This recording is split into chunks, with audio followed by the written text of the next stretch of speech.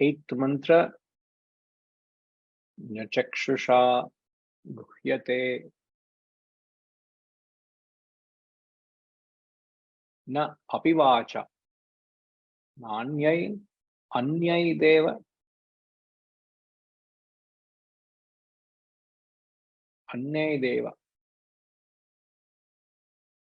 other senses. Na chakshusha guhyate na apivacha na anyai devai. This or that indivisible Brahman or being is not experienced by the eye. Na chakshusha guhyate is not grasped by the eye.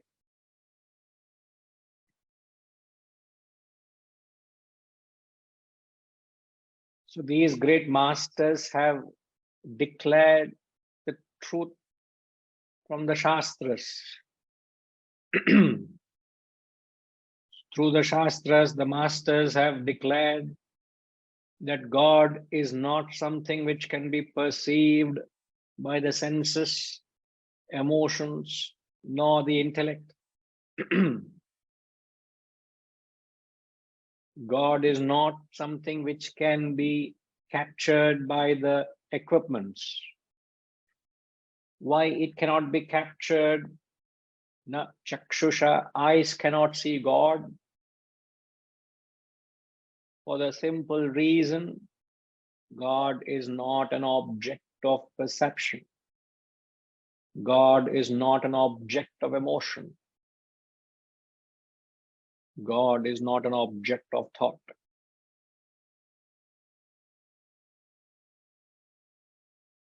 The biggest mistake we have done is we have objectified God. God is not an object. Though the God being the ideal, the God or ideal we can't relate to, is unknown. We have used various gods which are idols. The singular God, ideal, is unknown.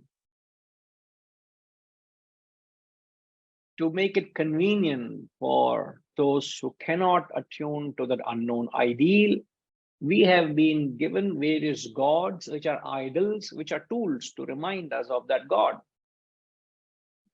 But what the mistake we have done is we have taken the idol to be the ideal.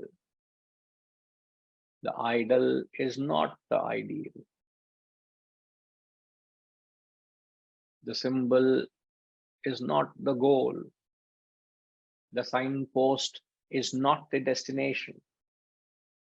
If there's a signage that tells you this way towards Kerala, this way towards Singapore,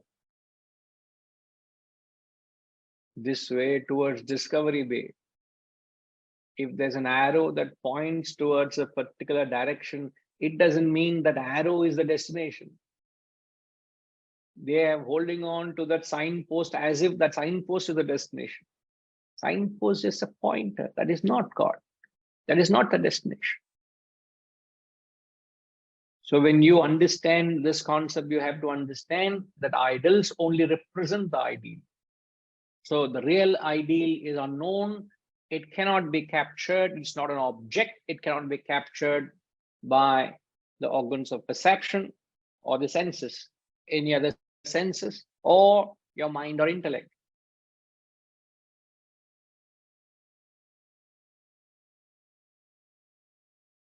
And then he says how it can be achieved through karma, tapa, and the grace of jnanam, knowledge. The karma, bhakti, jnanam, the standard, traditionally prescribed paths.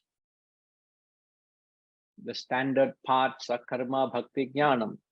Karma yoga is for the body. So what karma, when he says through karma action, it refers to sacrificial actions, an action with a spirit of, with the spirit of service and sacrifice.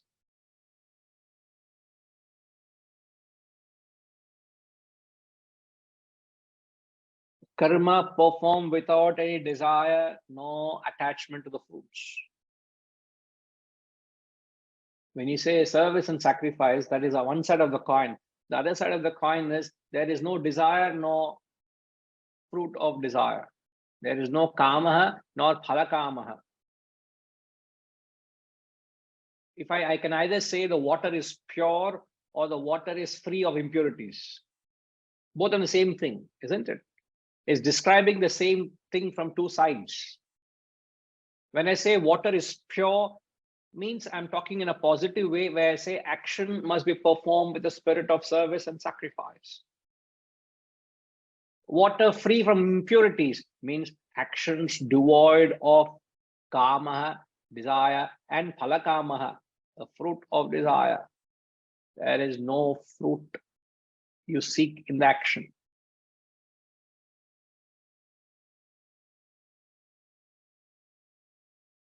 See, while I'm performing this action of imparting this knowledge, it is very much possible that I seek a fruit in this. Very much possible. I'm not saying I'm seeking. It's possible that if I entertain a thought that you all should serve this cause, if I entertain the thought you should put an effort to expand this wisdom, if I entertain the thought that you should be grateful to your guru,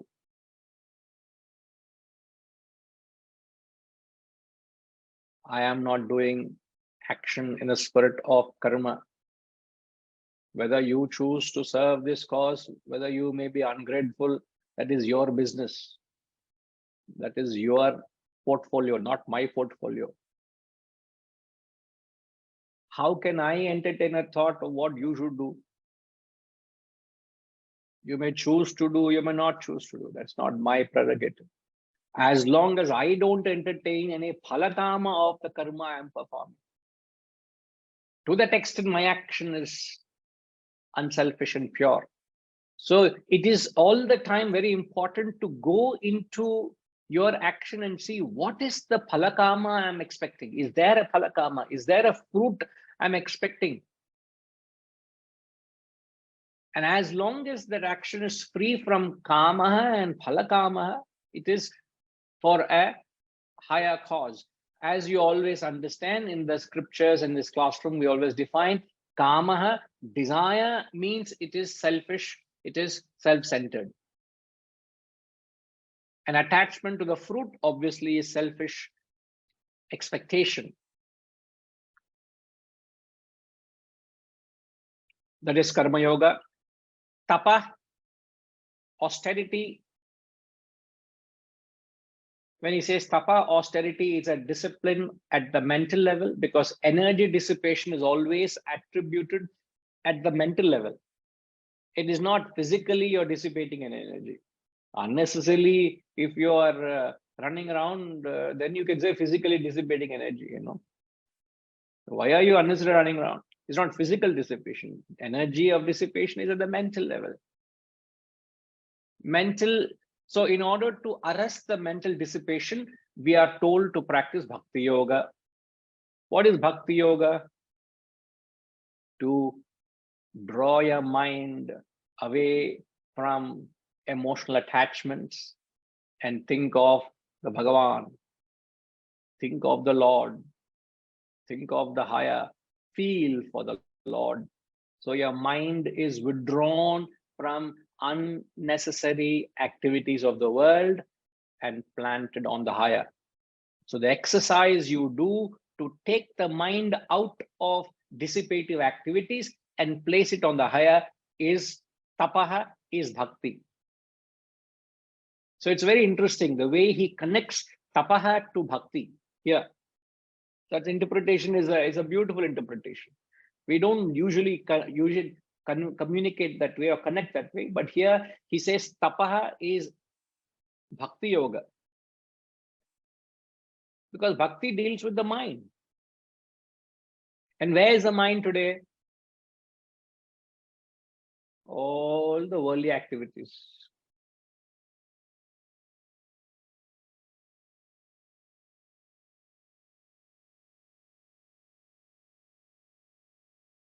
So to stay the mind, don't be interested in that. It's not easy. Your mind, you may say anything, but the mind will continue to do what it has to do. So to withdraw the mind, conservation of energy is bhakti yoga. And through the grace of jnanam, jnanam is nothing but gaining the knowledge and reflecting on the knowledge.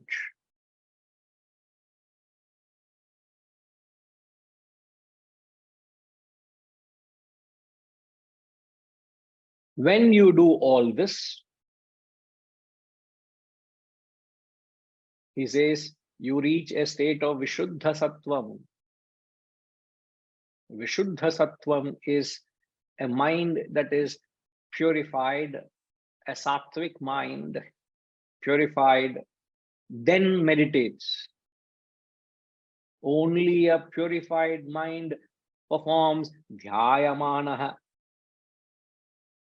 Somebody must be blind not to see this logical thought process.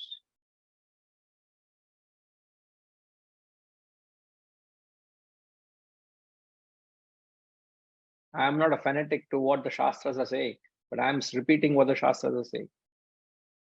And I need to repeat because the truth has to be heard. Today, the spiritual gurus are running about dishing out meditation to everybody. You can't meditate without purifying the mind. Only Vishuddha Sattvaha Dhyayamanaha. Vishuddha Sattvaha is a purified state, and the mind can reach that purified state only when you perform karma, bhakti, jnanam. So if I were to prescribe anything to you, I will only prescribe karma, bhakti, jnanam, not meditation. Because if your mind is purified, you will automatically meditate. How can I tell you not to meditate? Or why should I tell you to meditate? If you're ready for it, you'll automatically do it, no?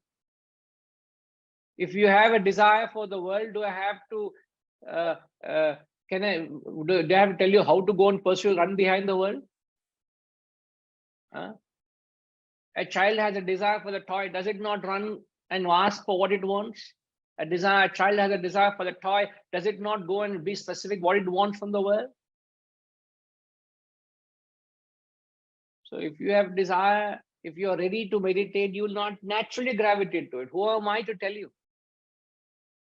So the fact that it's being told is unnatural. No guru will tell you that.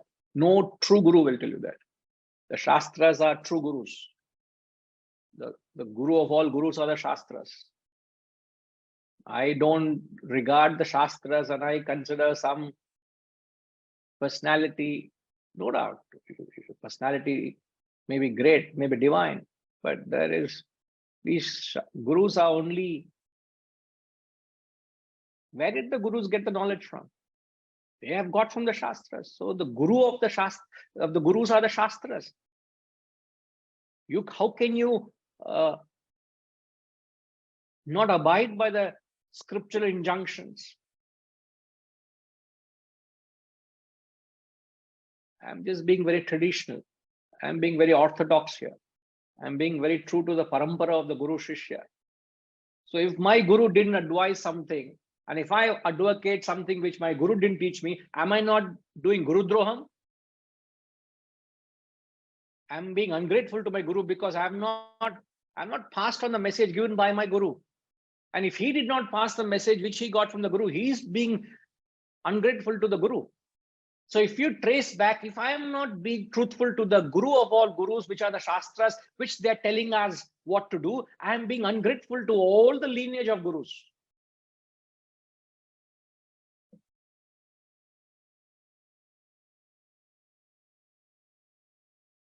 You may be wondering, why am I saying all this? Because time and again I've maintained,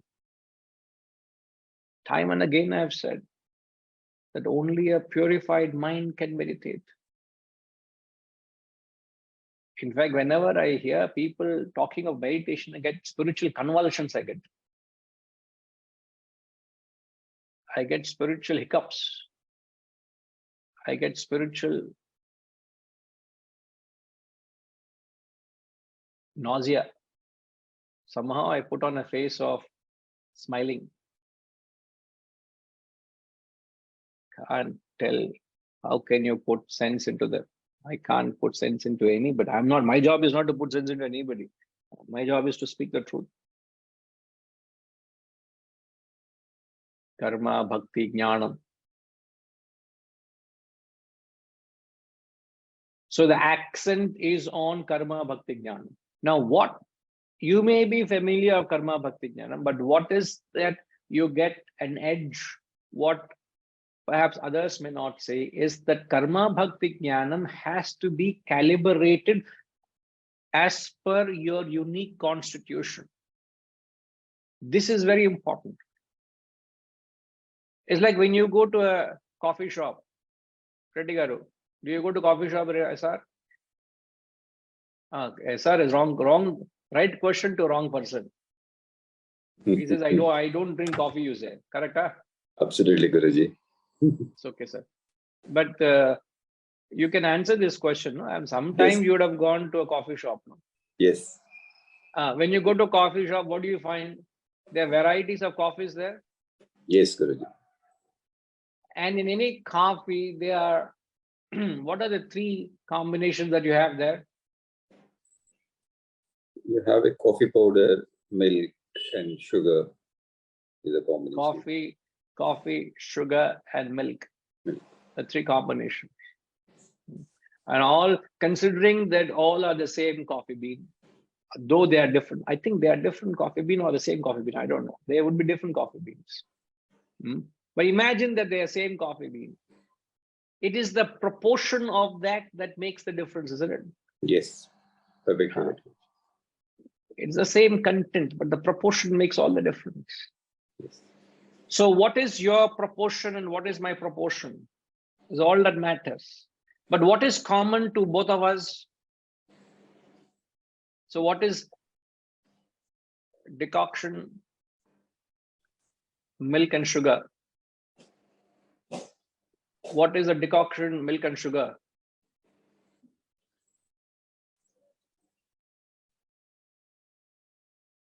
Decoction, milk and sugar combination is called coffee. No? That is coffee. Now, putting aside coffee, coming to spiritual coffee. What is that combination which is common? Universe. No. Now, what I'm saying is, just as those three make the coffee, what are the three that constitute you and me, which is common?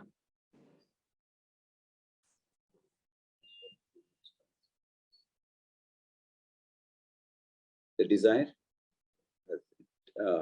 The three things that you have and I have, we all have is common. Like any coffee will have all these three.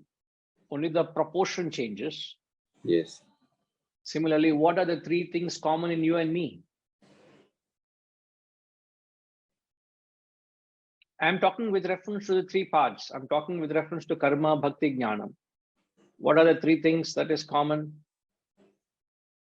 Sorry, I would not able to pick up. No, I know. I have left you in the coffee store. No. I will catch you after a while. You know. Yes, good. I'll catch you after a while. Raghudaru, tell me what are the three things that's common to you and me, or all human beings? Because this practice that is what is being advocated is a practice for all human beings. Yeah. Action is common to everybody is doing the action. What are the three things, sir? Hariom, sir. Three things. Yeah, karma, bhakti, jnana are the three qualities. You said everybody has in different proportions. Probably somebody have more of a jnanam and somebody have a little bit more of a karma and the proportions, but not sure. The three parts of karma, bhakti, jnanam vary in proportion based on the proportion of your constitution. Yes. So your constitution is based on your three personalities.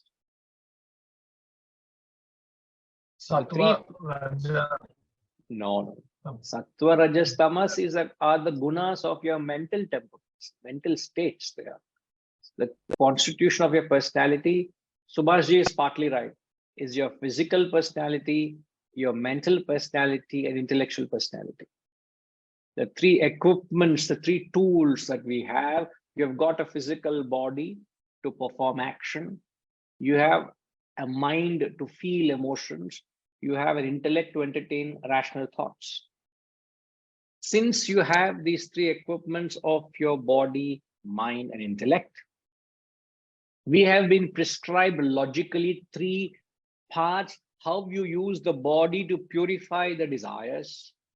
When you use your action to purify the desires is known as karma yoga.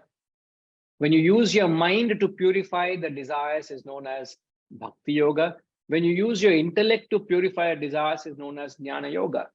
So the objective in the three yogas is to purify the desires.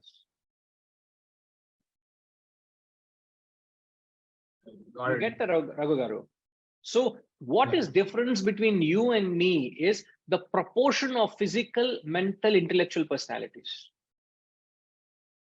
So to understand what your proportion is, it is that scientific approach. You must take a first evaluation. And if you don't get your evaluation or measurements right, the product will be wrong. You want to get yourself stitched a suit. Is it not important that the tailor gets a very specific measurement of yours, sir? He will not go, he says, oh, I have got a measurement last year I took. No, not last year. You please come, I want to take measurement now. No guarantee what you were 1 year is not the guarantee you are the same now. So he takes fresh measurements, right? So that measurement for you in the past is not the same measurement today. The measurement for you and me are different. That's understood. Even for you, the same measurement is not the same. It changes. So you got to have a clarity of your constitution. But the only difference to what I've said, perhaps is a wrong example to a certain extent, I stretched it. The only difference is the constitution in you remains the same rest of your life.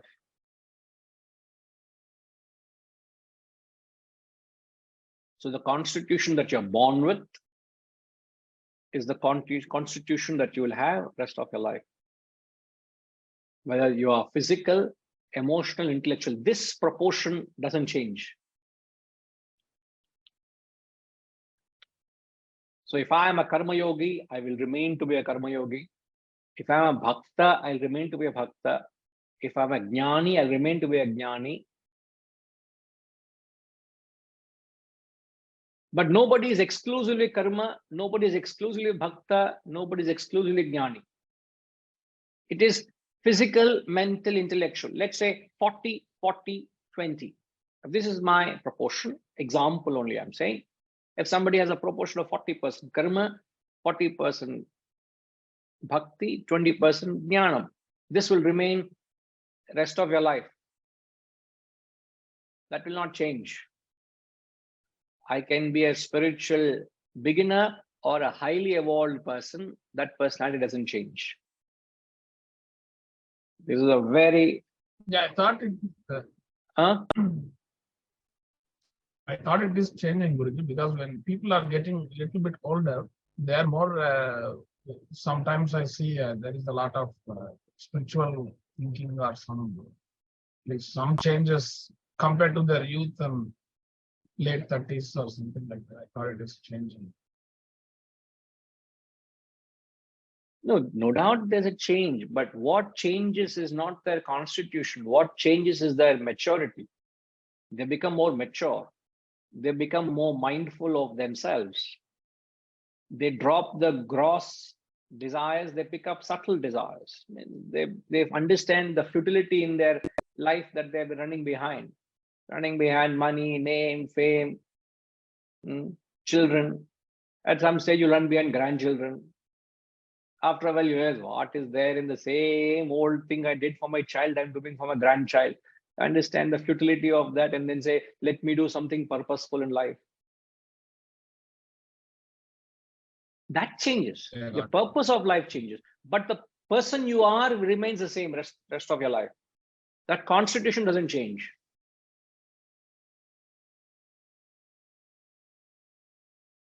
It's like the cosmetic changes, but the pillars which found you, they can't change.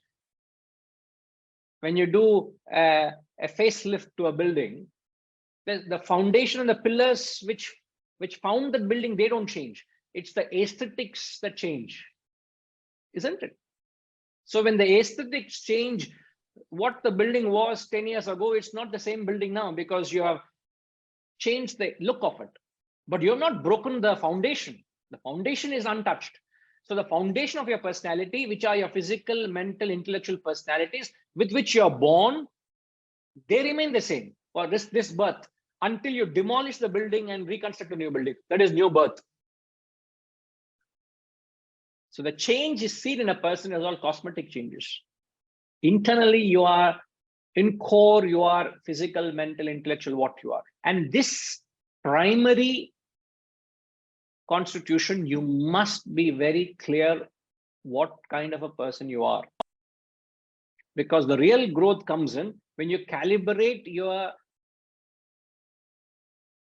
actions as per your personality requirements.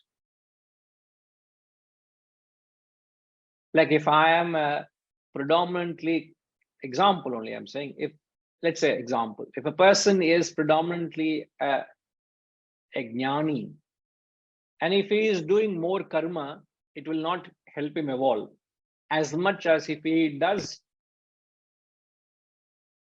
jnanam to the proportion he is.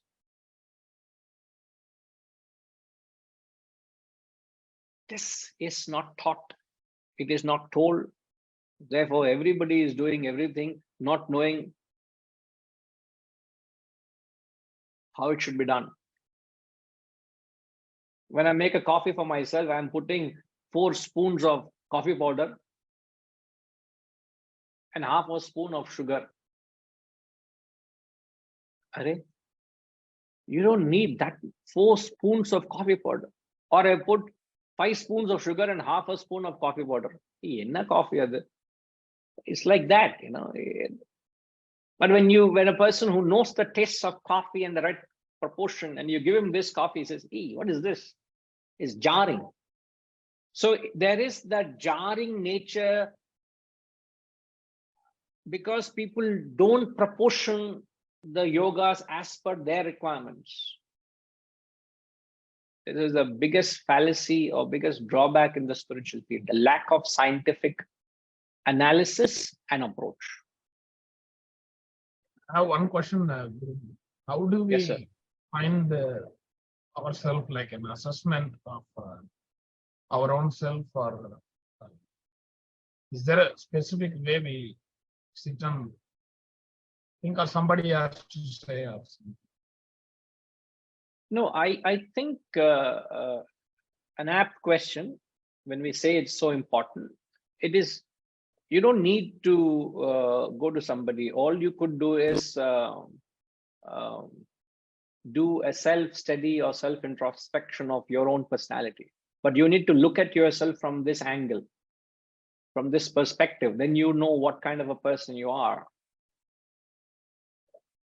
Just to see whether how much of an active person you are, how much of an action-oriented person you are. How much of a person are you who reacts to emotions? No, other day, I went to the institute and suddenly there's no caretaker for a while now. So there's nobody there.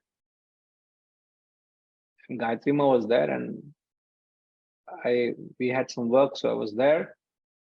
And there was a third person there, third entity, the third being. The third being was a cute little kitten. That fellow found his way into the premises through the gap of the gate. Or I don't know whether the mother must have left it there. And that fellow was relentlessly calling out. So the moment I enter, I put the bags there and I see Gayatri Ma, she is saying this kitten is there. And he said, looks like it needs milk. Next, they went for milk shopping. So rushed to the store, bought a packet of milk and said, Gayatri Ma, please feed that fellow. And she fed. But what that fellow wanted was emotional attention. It had a few sips of milk, but it wanted emotional attention. And it was all the time standing at the door, shouting. So he said, okay, let that fellow come in. So we opened the door, welcomed him in. And all the time it was going around us, coming and licking our legs, all the time wanting that attention. Now, Gayatri Ma said, what did you say, Gayatri Ma?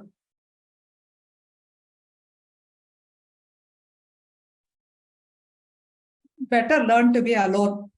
When we were locking and going, we were supposed to lock and go. At that time, it was again curdling. So I said, better learn to be alone. Your mother has left you. She was giving Vedanta lectures to the cats. Nowadays, she's talking to cats and dogs also. How much of it was transmitted, I don't know. But she was, I told her, Raghugar, I'm telling how I reacted. I said, wow, poor little fellow. Gamma, why can't you show some love to it? I have no feelings for all these things. This is what Kurt thing. I have no feelings. I am not interested in all these things, Guruji.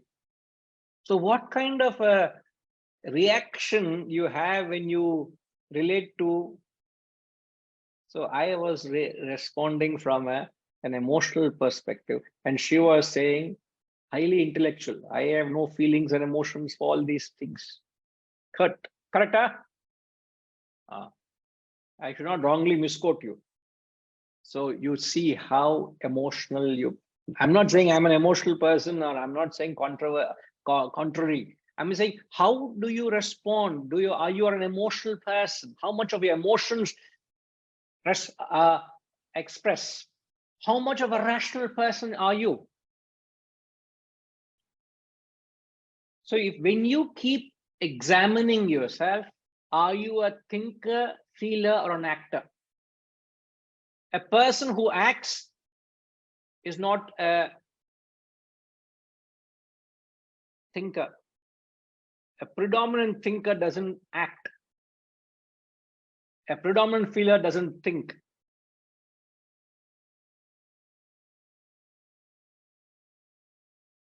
So when your intellect is more pronounced, you are a jnani.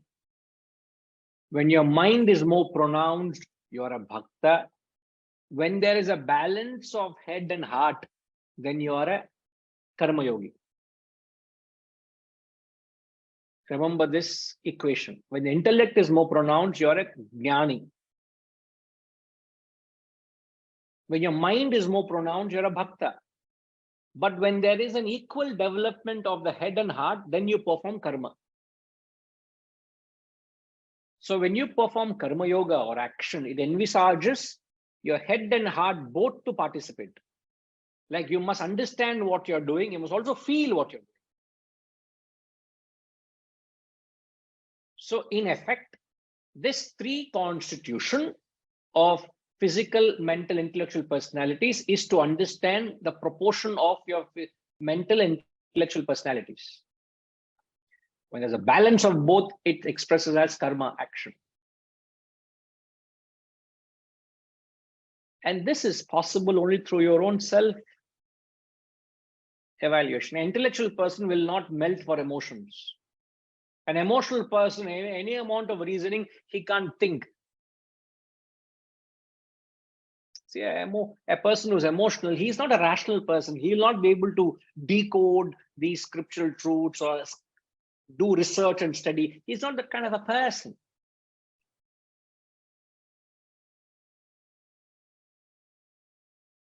But it is before you, this must be done before you start your spiritual journey.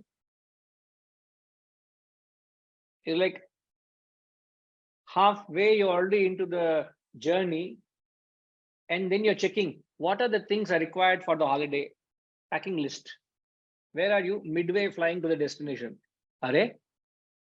Now you are telling what is the checklist, packing list, what are all needed, not what did I bring, what is needed for the trip. You plan much in advance before you take a journey.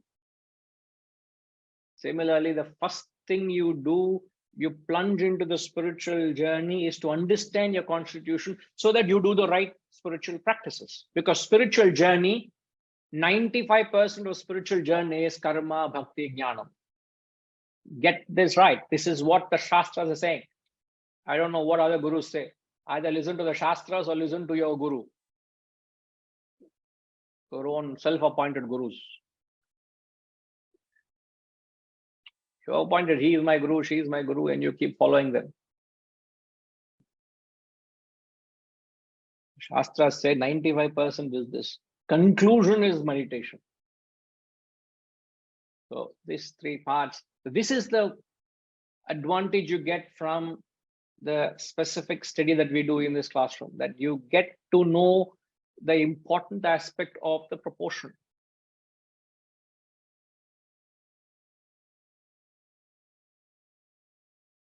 But what happens, in fact, to observation of what Raghu said earlier, that does a person not change? What changes in a person then?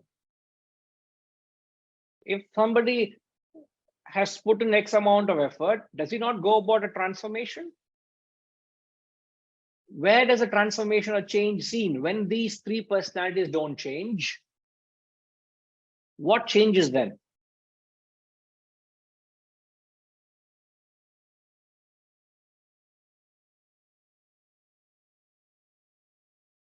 Sitama, you have the task of repeating the question correctly before you answer. Huh?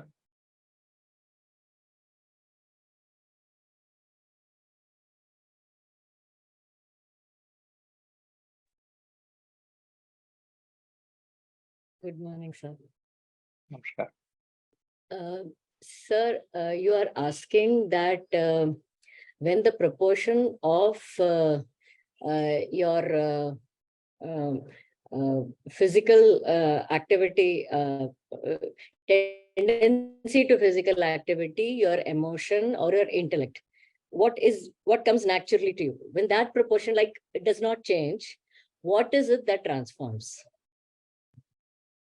as you evolve? So suppose you are an emotionally dominant personality, and you are forever emoting and reacting to whatever is going on in the world.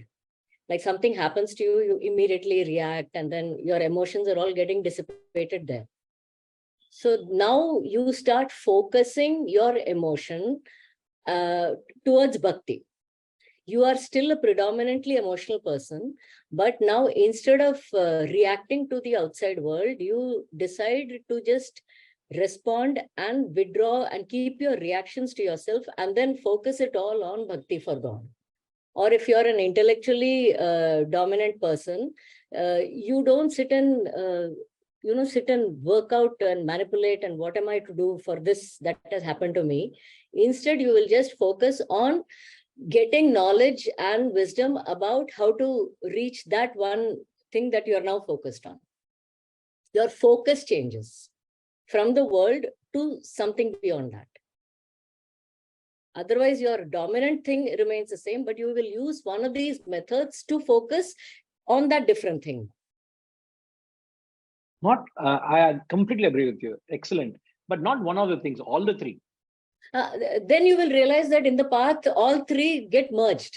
They're all integrated, basically. You have to know, knowledge is basically essential, and you have to love what you're doing. Indeed, but what I'm further saying to what you said is the three parts will be integrated though, but three parts has to be simultaneously practiced. Yes. That you will have to practice all three. So the transformation happens at all three levels. Yes. You get it? Yes. Right, sir. Thank you, ma'am.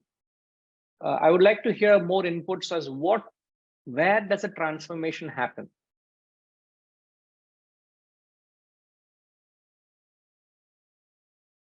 Where do you notice the transformation?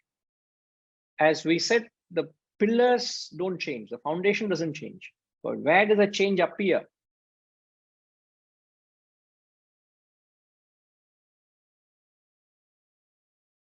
Yes, Ravi Shankar ji.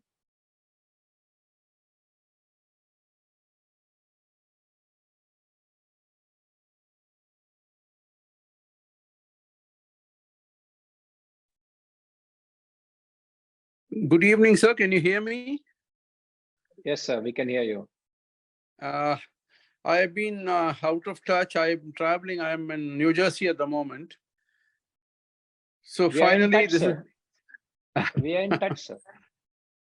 and finally, this is the first Upanishads class I'm attending. So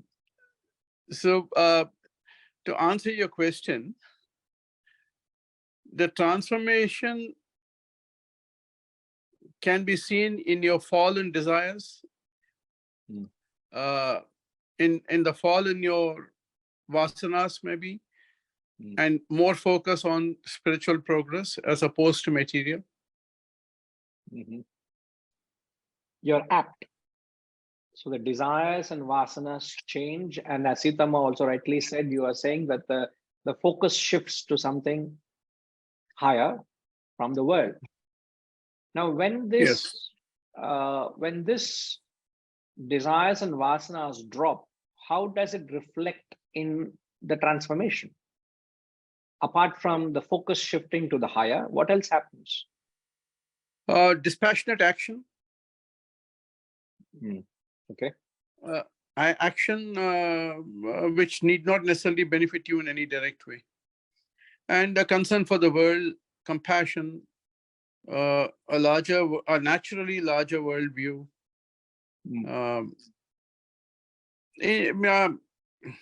Maybe you spread peace and happiness wherever you go. But again, you're getting a little generic. We are being specific as to what are the changes seen with reference to your constitution, with reference to your own personality. But you have answered it. You have answered it. Right. I'm perhaps only going a little deeper. I'm digging a little deeper, but you have got it right. All credit to you, sir. Where sattva dominates and other rajas and tamas slowly take a back seat. You become more sattvic, vishuddha sattva. That's what the mantra says. The pinnacle of spiritual preparation is vishuddha sattva. Yes. Okay. Right, sir. Thank you. A few thoughts comments are creeping in. Dispassion to the world.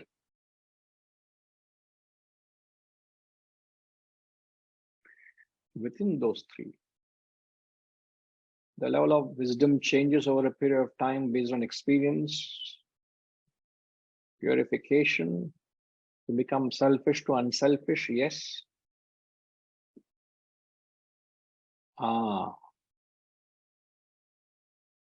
Lakshmi Ma, you said you turn introverted. Arunama says your words, thoughts, and actions become purer. Yes. Now, what the main accent happens, the change happens is from an extroverted person, you become an introverted person. So in the spiritual, when you start your spiritual journey, you begin your journey as, Gayatri Ma, how do you begin your spiritual journey? You're already a spiritual practitioner. When you begin your journey, how do you begin? Spiritual journey, first we start with, depending on the constitution, karma, bhakti, jnana, you need to first assess whatever is your, structure is, and then start purifying that. So when it is a karma, you'll have to go from unselfish, because when you're in spiritual, it will not be selfish alone. So unselfish to slowly change it to selfless. Bhakti with have a attitude of grace or thankfulness to God.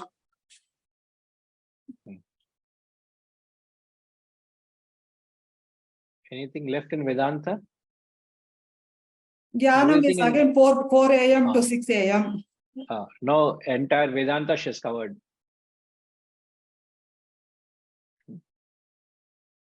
I've asked you 10 rupees, she has given her whole property to me. Huh? Don't be so charitable, Gayatri Ma. But Guruji, I have one question which is pondering when we talked of karma and all, like usually, you're action oriented and you're not you, I mean, I myself. How do, when there is a constraints which comes, whether it is the priorities, we need to have the goal in mind, but physical constraints and, like all such a time constraints, all those things comes, you start feeling that we are not able to do to our full capacity. How do you have to bring bhakti into it, but still there is a feeling of not able to do it. Why should you bring bhakti when there is no bhakti there? I told you feel for the cat. What you said? I have no feeling for the cat. You have to be self-sufficient. Your mother left you alone. What did you say? Why are you injecting bhakti there where there is no requirement of bhakti? Huh? Bhakti has to be inserted because when you know that the actions, what you're doing it, when the highest goal is there, then the bhakti emotion has to come inside that. Then only, otherwise the karma will not be of no use. For the kitten, there's no bhakti, no feeling for the kitten. I will not answer this question. Please block her.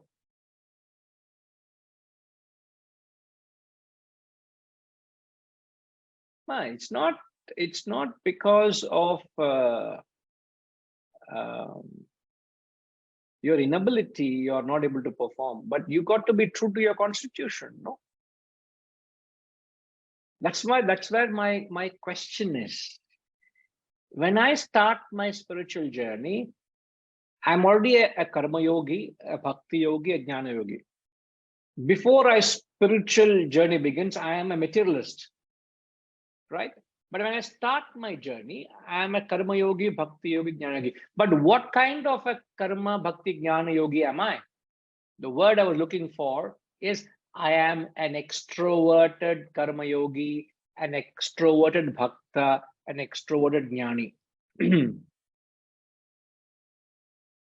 So the spiritual journey starts with an extroverted karma bhakti jnani.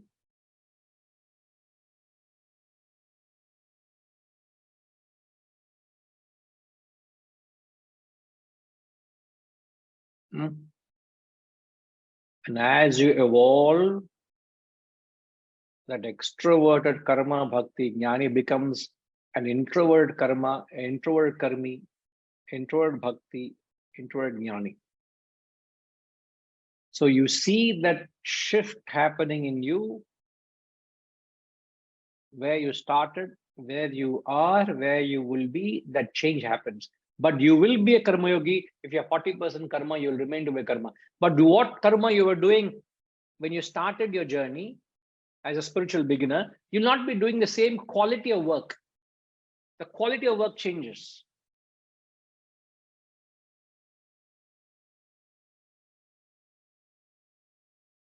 Say extroverted karma is you would be in the fields. You will be planting trees. You will be plowing the fields. You will be digging wells. For whom? For the people. You will be doing physical work. You will be whole day, you will go and cook in where they're doing, what do you call, they do Annadanam, no? Imagine Annadanam, there's institution, institution which give free food to the poor. What do? You go and do physical work, morning to night, whatever. You may not be able to cook, but you will say, I will do physical work of providing rations or shifting rations, whatever, cutting vegetable. That is, you are doing a physical in the field.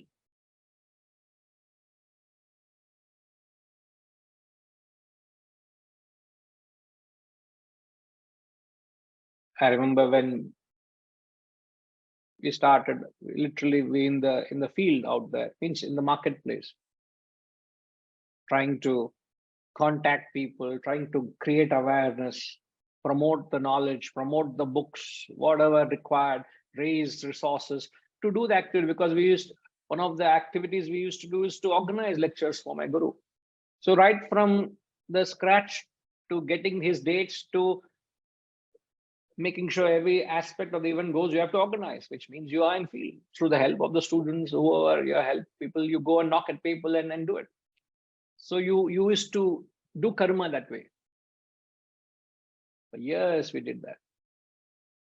Now the same spirit of karma, I'm sitting at a desk and writing. I'm not in the field knocking at doors of people. I'm not in the field doing that extrovert running around.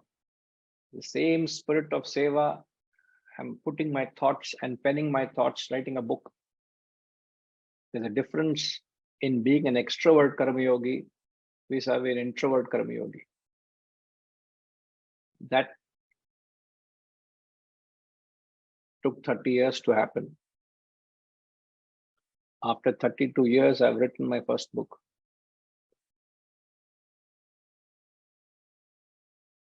But I've seen not that, but all through the tapas, sadhana, writing, studying, all that happens. But the affinity to be more towards, to spend more and more time towards just being at a desk with the books. That shift has happened. Not one day suddenly I'm a different person. No.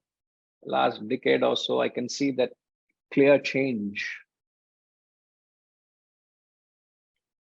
Even a bhakta, an extrovert bhakta will be vociferous. Means he'll be singing loud and he will be dancing and he will be performing various rituals, elaborate pujas,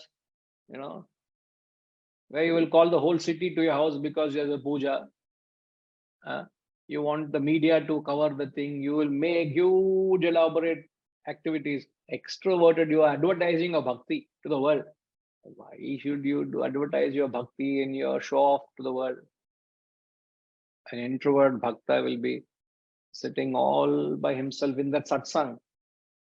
There'll be one fellow sitting quietly, closing his eyes and absorbing the same bhajan or kirtan he's singing or the puja going on. He just quietly absorbs the whole proceeding. Doesn't jump with excitement and no dancing going on.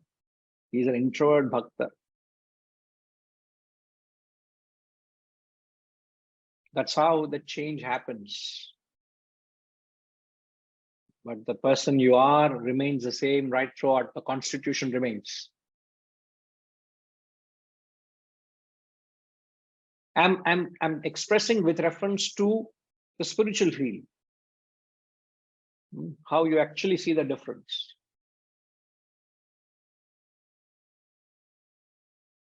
So physical inability has nothing to do with your ability to serve. You may not be doing physical activity because if you have grown out of that phase, you'll not be still going into the fields and digging wells, no? And you can't say my arm is aching, my back is aching, I don't want to still dig wells. Who's telling you to dig wells? You can serve in a better way.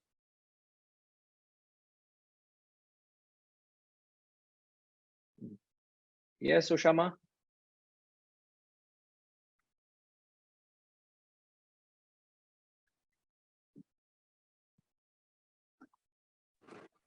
Yeah. You are not to be seen. Huh? Yeah.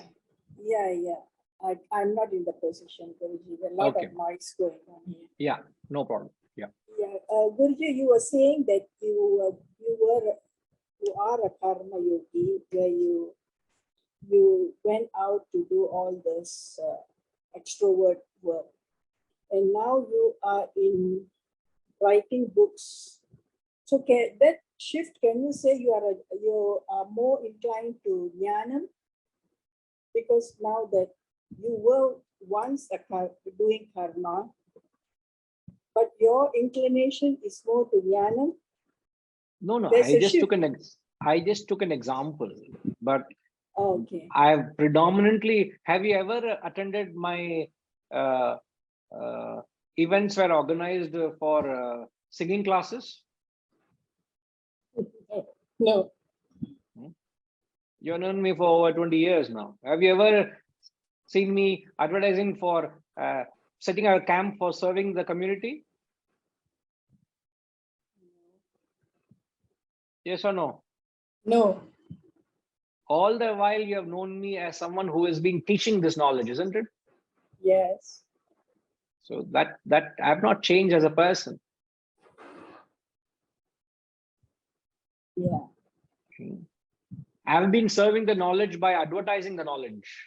Now I'm serving the knowledge by expressing my knowledge through in a different form. Still I'm doing karma. So Guruji, like you say, I think I am a karma yogi. I do a lot of, but when I do jnanam, it only Why are you laughing? I'm not saying I've not said anything. your smile makes me guilty. Okay, I'll not. Ramji, I am not supposed to smile also. What is this conditions they are putting, sir? I tell you. Okay. So Yeah. the jnanam which I'm getting, it only helps in my karma work, is it? Now, what is the question? Sorry. You see, The knowledge. if I'm fully a karma yogi, and if I do jnanam, it only helps me in my karma work. Ma, you, as I've said, nobody is exclusive. You are a combination of all the three. Yeah. You have karma because you have a physical body. You have mind, though you will do bhakti, emotion. You have an intellect, so to that extent you will gain jnanam. So this route to get to the self is the fastest route for you. Let's say if you are 50% karma yogi, 30% bhakta, and 20% jnani, this is the best route for you to get to the self.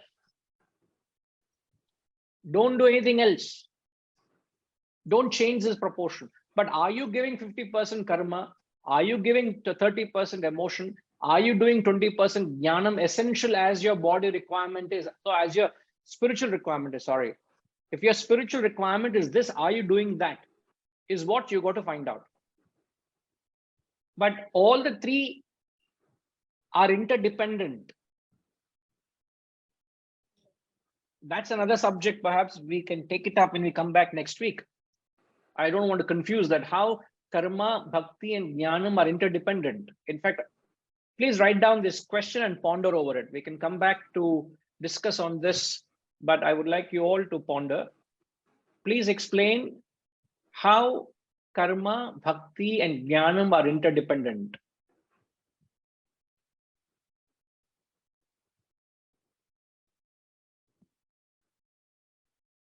So you have to essentially perform all three, because all three are interdependent. You need one for the other. So to the extent you do karma, to that extent it helps you with your bhakti and jnanam. To the extent you do jnanam, it will help with bhakti and karma. To the extent you do bhakti, it will help with karma and jnanam. But that is only to the person, to the percentage you have. I can't be you, you can't be me. Right? Yeah. So I have not changed. So when you see me in a fortnight, you will not be surprised. I'll be the same person what you saw me 20 years ago in Malaysia. Okay. And so when I come home, you say, Guruji, you're not the same person. I knew you as a karma yogi, now suddenly become a jnani. My God, don't say that. Okay. Ramji, she's hosting us in Malaysia. That's the reason I'm saying that, Ramji. Okay, ma? Okay, Guruji. Right. Ramji, following? Yes, sir. There is only one point I wanted to ask, that Yeah. this transformation may be within the proportions that you already have of BMI. But we have also learned earlier that it is the, I mean, even this, that you shift from an extrovert to an introvert, or you attach yourself to the higher purpose. All this needs use of intellect, right? Because we always said that intellect is the subtlest of all, and that is the one which actually has to influence the mind and the body, and not the other way around. So through the spiritual evolution, doesn't the intellect get strengthened and use that intellect to actually manage this transformation? In which case, the proportion of intellect, will it not go up through your spiritual journey? Not a universal law, Mm-hmm.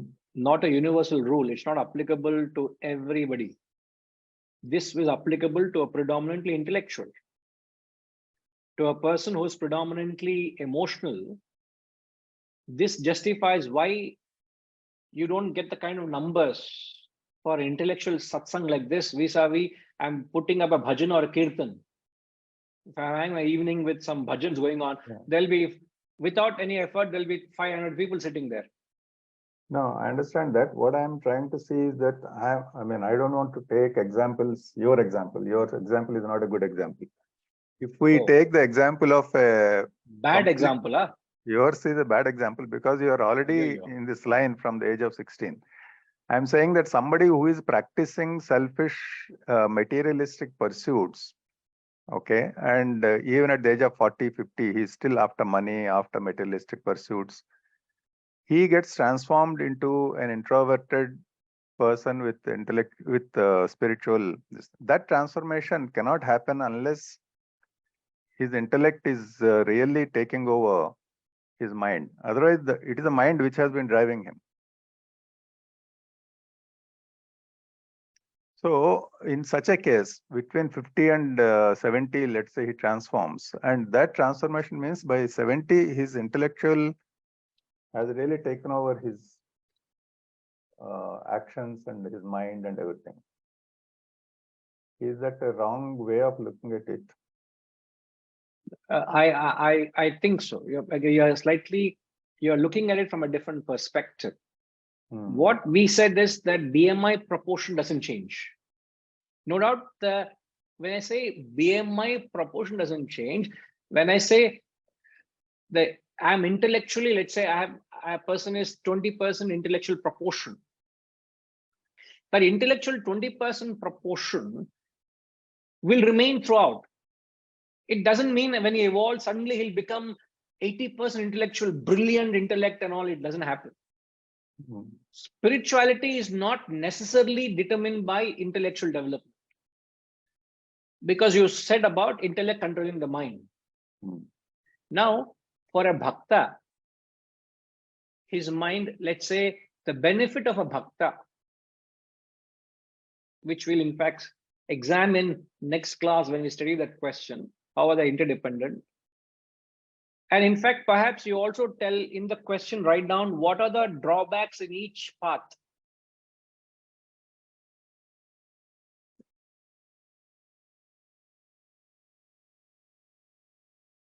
How did we phrase the earlier part of the question, sir? How KBJ are interdependent? How KBG are interdependent, or KBJ, what KBJ are interdependent.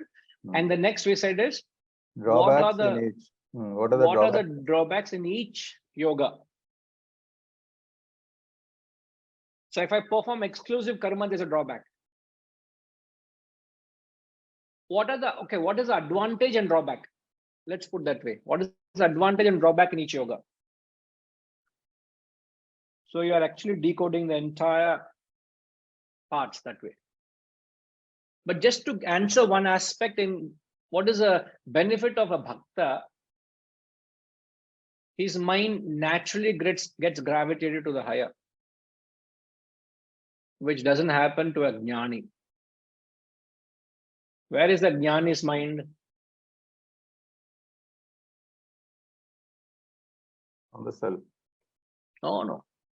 Hmm. The bhakta's mind is in the higher, but where is the mind of a jnani?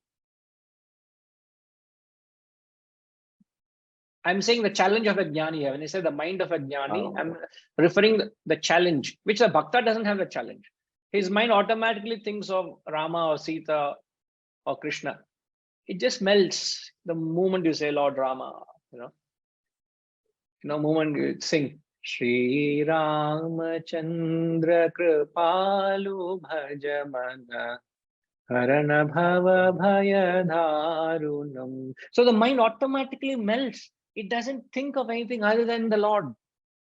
But that is not, if an intellectual, the way he sits in a bhajan is, he's interpreting every word. He doesn't feel. Yeah, he analyzes everything. He analyzes everything. But I'm asking, what is the challenge of a jnani with reference to his mind?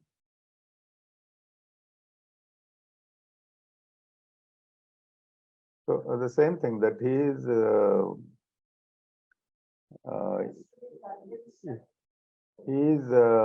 Okay, sir, you're being muted. We'll ask the source of knowledge. please, sir. I will be relieved. Yes, sir. No, we all heard that source of knowledge. So we'll tap the source itself. Yes, sir. Now, Maku cheppandi UK, ala No, Guruji, he has to be convinced totally to accept whatever knowledge is coming his way. His intellect has to. No, I'm not talking that an intellectual jnani is not convinced with the knowledge. He is knowledge oriented. He is a rational person. My question is, what is the state of mind? Where is the mind with reference to a jnani? With reference to a bhakta, there is no intellect. Or intellect is very weak. It's a predominant mind which goes to the world, right? Yeah. Now, my question is, with reference to a jnani, what is the state of his mind?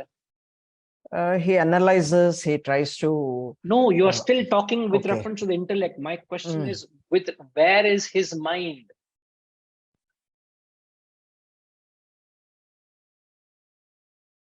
Mind is wavering between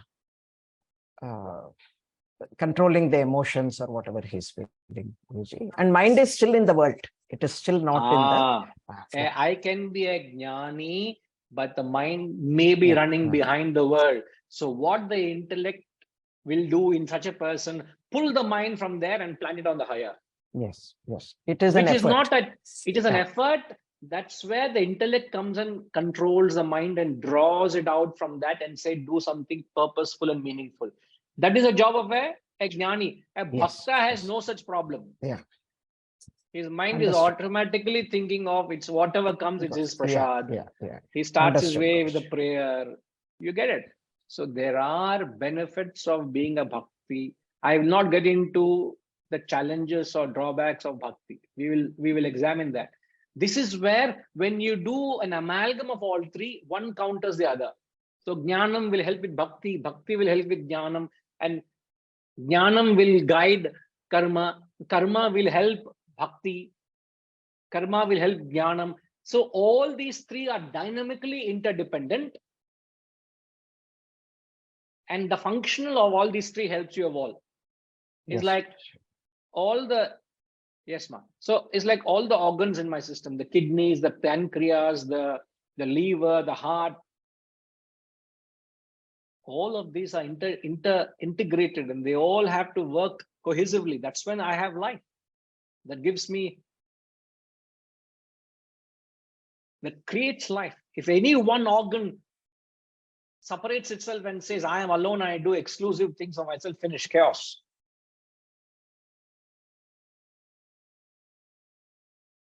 Each organ is interdependent. One helps the other. Exactly that way, all the three are interdependent. So Ramji, you will have to look at it from this way. Don't necessarily take that wisdom, though we say wisdom is the intellect and things, yes, but it's not a universal rule, because I would not go and tell this to a bhakta this way, because for him it's a completely different path. So what we are giving here is path of jnanam, because I'm giving to intellectuals like you all. So to you all, I'll say, yes, please do this. Please reflect. A bhakta will not sit and reflect.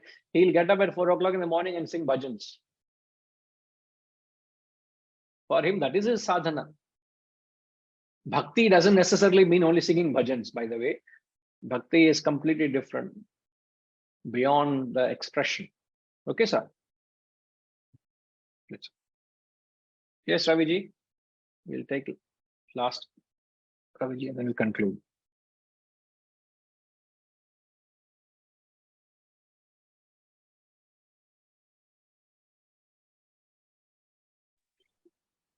Can you hear me, sir? Yes, sir. I have two questions. One is, the great scholar, musician, saint Tyagaraja Swami, in my opinion, was an amalgam of all three. His songs transmitted, I mean, it was entirely Rama Bhakti based on, though he sang songs on other gods also, but Rama was his Ishtadevam. At the same time, all his songs are infused with enormous wisdom and Vedic wisdom beyond name and form, I would say. And as for the karma part, that's where is my second question. All traditionalists generally believe that when you say karma, it's the karma kandam of the Vedas. Essentially, rituals, sacrifices, maybe pujas also come in that. Whereas in today's world, we understand karma as more of worldly action in the world. So how does one, am I right about Tyagaraja Swami first? And secondly, about this karma kandam, karma yogi, what exactly would that mean? Right. So it's very difficult to put such great men into any specific category, but since you asked, it will be a humble analysis to say that great Saint Tyagaraja was a predominantly a devotional person, because he didn't go about propagating the truth like great Shankaracharya. Right. Adi Shankaracharya was, in fact, one rare combination. We are told that Adi Shankaracharya was one who had all three are balanced. So he was a profound karma yogi, a bhakta, and a jnani. All three were predominant in him. Right. Other than that, Tyagaraja could be told as someone as predominantly a bhakta. Now, the second question you said, karma always refers to selfless, unselfish work. Karma doesn't mean karma kanda of the Vedas. Karma kanda are the ritualistic portion, which is not what is implied when they use word karma. So whenever the Shastras use karma, it means unselfish or karma yoga, working for a larger cause beyond yourself. It does not imply karma kandas. Is there enough evidence for the interpretation in the Vedas itself and the Upanishads? Right now, I'm reading the Vedas to you. Right now, the Upanishads, this word, he says, through karma, action, he says. He doesn't refer to karma kanda there. Karma, tapa, jnanam. So whenever they use in context of karma, bhakti, jnanam, it refers to the three yogas. And throughout the Shastras, there is a collective usage of these three parts. Just a small additional question connected to that. So, is it possible that the Vedas and Upanishads were referring to the karmas as different karmas for the Chaturvarnas as per their varna? See, the act, irrespective of the varna you belong, you're a Brahmana, Kshatriya, that doesn't matter. When they talk of karma, they are talking about taking up a work for a higher cause. Shedding your own selfish, self-centered ego, work for a larger cause. That spirit of yoga to be injected into your daily action is what karma yoga. It's nothing to do with varnas here. Okay. So even if you perform a yajnam or a yagam or a puja for a larger cause, that is karmic. The ritual part? Yeah, the performing a ritual for general welfare, like or something like that. Sir, yajna is never performed for your personal thing. Right. Yajna itself means it is a community worship. Right. Like when you perform yajna, you invite the community. So it is meant Right. to be a community worship. It is never, you never do yajna indoors in your own home for yourself. No, It's never done. when I said yajna, sir, what I mean, maybe the word I should have used is homums. People do different homums, different. It is considered a homam or yajna. It's a community worship. Okay. It is not done for your own personal well-being or personal welfare. In fact, Right. no prayer is intended for your own personal well-being. Should be intended. It loses its purpose. Prayer is for the Right. larger good. Okay. I wouldn't call that as karma. That involves the karma kanda. That's why you're caught up in the rituals. Hmm. Karma is pure shedding of your ego and self-centeredness. Hmm. How can I dissolve my ego in the process of serving a larger cause? That's all. Where you see, when I am the karma yogi, the accent is not on the doer, but the doing. Right. The accent is to dissolve or liquidate your own ego and selfishness. As how much can I liquidate it? That is the objective. So ultimate karma yogi is, there's a beautiful saying in Vedantic studies, you're a greatest of worker when you consider yourself a no worker. So can I bring that spirit into my work? I do, without attitude of I am the doer. Right. That's when you're a true karma yogi. Right. Okay. All right, sir. Right. Right. You know, I was recently came across, I don't know who said that, I came across how the Indian government, I think it was a public servant, some social public servant in the social media, came up saying how Prime Minister Modi is working on various vehicles and modules, and the title of that program called Mission Karma Yogi. And I could only relate it to the current Prime Minister, because with the spirit with which he works and the mission with which he takes, how the words he uses, you know, and how he's influencing, how to change the mindset of everybody to work for the nation. You know, how to bring that spirit of karma to serve. We're all servants to serve the cause of the nation's well-being. So, and it was everything, the backdrop, everything said Mission Karma Yogi. So that interested me to listen 20 minutes, listen to that man. And it's very insightful and very delightful to hear how, if your leader has that spirit of service and instills in every member, this is true spirit of yajna, sir.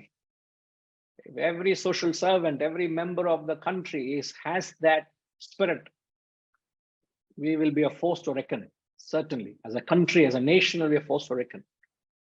So, and this land had it all. So if if the leaders can imbibe that spirit of karma, nobody can come near us. It's not being superior, but I'm saying what you can do. All right. Hariji, it has to be very short. If it's possible, we can take it up next week. Otherwise, yes, sir. Vijay, I wanted to tell you only one thing, that when in the Upanishad, when the Rishi says karma, he always meant selfless karma, because the Rishi never knew any other karma other than selfless karma. He never could be selfish or even unselfish. He knew only selfless. Yes, sir. Thank you. Indeed. Thank you. Yeah. So we'll come back next week and we will take that question. So we'll continue. Yeah. Om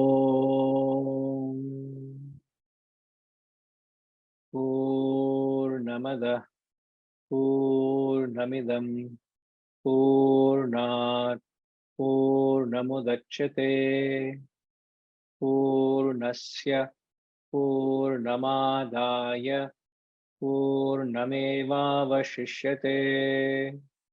Om Shanti Shanti Shanti.